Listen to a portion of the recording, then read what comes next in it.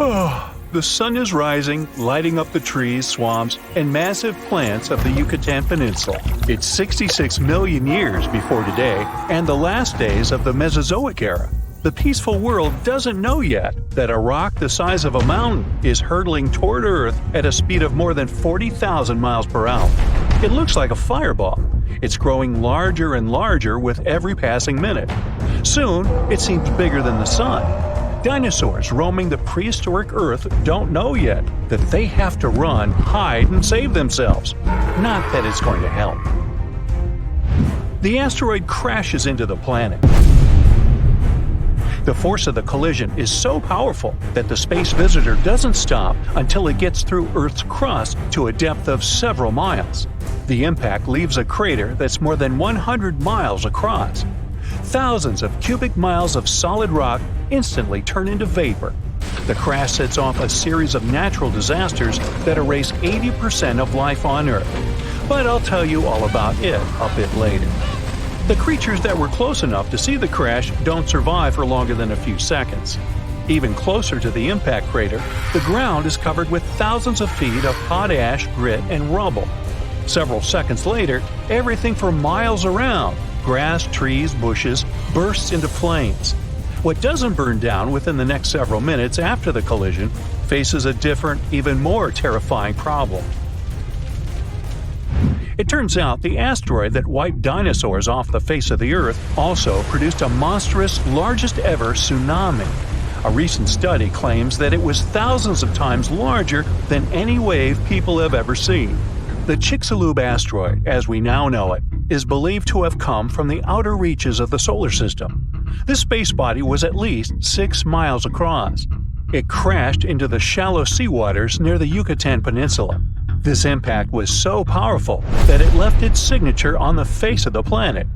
In 2021, researchers found out that the collision had carved mega ripples into the Earth's crust in the region of modern-day central Louisiana. An even newer study suggested that the asteroid also triggered a tsunami so devastating it eroded seafloor sediments half a world away. The team of scientists even remodeled the events of the first 10 minutes after the impact, and the model showed that the asteroid had produced waves up to 30,000 times greater than one of the largest tsunamis people have ever recorded. I'm talking about the Indian Ocean tsunami that hit Indonesia in 2004. The collision displaced so much water that it created a wave almost a mile high. And of course, all that empty place didn't stay empty for long. The ocean gushed back to fill the crater, but in the process, it only ricocheted off the crater's rim, which produced even more waves. After that, tsunami waves that were more than 33 feet tall traveled around the world at the speed of 3 feet per second, lashing at all coastlines on their way. No wonder the largest and fastest moving waves occurred near the impact area in the open waters of the Gulf of Mexico. Those rose more than 330 feet tall and moved at a speed 10 times greater than the more distant tsunami waves. If we talk about the greatest tsunamis in the recorded history of humanity, Krakatoa's volcanic eruption in 1883 is worth mentioning. It produced the loudest sound ever heard on the surface of the planet. It also created a tsunami wave that was as tall as the Statue of Liberty. Another devastating natural disaster was the Boxing Day tsunami that occurred in Indonesia in 2004. It was caused by an undersea earthquake that started in the morning. Its tremors caused a series of tsunami waves, and the largest reached the height of the Arc de Triomphe in Paris. Unzen volcano mega-tsunami started after a powerful volcanic eruption triggered a landslide from a 4,000-year-old lava dome. It swept through the city of Shimabara and reached the sea, setting off a mega-tsunami. Its largest wave was half as tall as the Space Needle in Seattle. One of the worst natural disasters in the world was the Viant Dam mega-tsunami that happened in Italy. A landslide dragged 9 billion cubic feet of forest, soil, and rock into the lake. A colossal dark wall of water covered the sky over a tiny village at the bottom of the Viant Dam. Then, with a deafening roar, the wave overtopped the edge of the dam, taking out everything in its path. The height of this wave was greater than the height of the Golden Gate Bridge. Another mega-tsunami occurred when the upper 1,500 feet of Mount St. Helens in the U.S. collapsed during an eruption, causing a massive landslide. A part of this avalanche plunged down into Spirit Lake. This pushed the lake's water into a series of waves almost as tall as the Eiffel Tower. One of the worst disasters of this kind happened in Latoya Bay in Alaska in 1958. A landslide caused by an earthquake created a wave that was one of the largest ever recorded. It surged over the headland and washed away trees, plants, and soil down to bedrock. The wave reached more than half the height of the Burj Khalifa, the tallest construction in the world.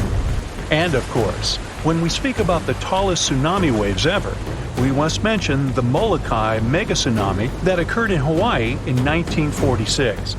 A third of the East Molokai volcano caved in and collapsed into the Pacific Ocean. This caused a tsunami the size of the second tallest building in the world, Shanghai Tower, about 2,000 feet. The waves were so tall and powerful that they reached Mexico and California. But all these disasters pale in comparison with the tsunami that hit the Yucatan Peninsula about 66 million years ago.